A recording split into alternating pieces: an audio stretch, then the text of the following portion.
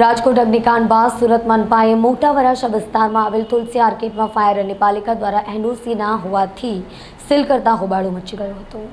રાજકોટ અગ્નિકાંડ બાદ સુરત પાલિકાએ શહેરના fire NOC અને બિઝનેસ યુઝ સર્ટિફિકેટ સહિતના દસ્તાવેજો નહીં રાખનાર કોમ્પ્લેક્સ, મોલ, હોસ્પિટલ્સ, શાળાઓ, હોટલ, રેસ્ટોરન્ટ સહિતના એકમોને સીલ કર્યા છે।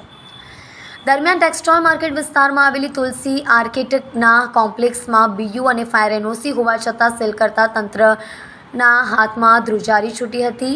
આમ પાલિકાની બેધારી નીતિ સામે સવાલો ઊભા થયા છે।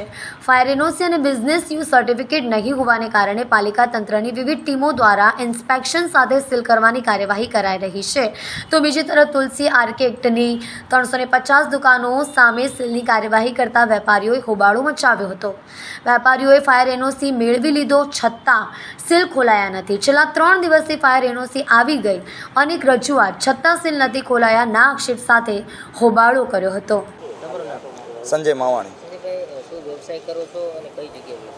મારી કપડાની દુકાન છે આ તુલસી આર્કેડની અંદર, અને આ એનઓસી આવી ગઈ છે। અમે લોકો બધા રજૂઆત કરીએ છીએ કે ભાઈ હવે એનઓસી આવી ગઈ, તમારે એનઓસી નહોતી એના કારણે તમે અમારું શોપિંગ સીલ કર્યું છે। આજે એનઓસી આવી ગઈ છે તો અમારું શોપિંગ ખોલી આપો।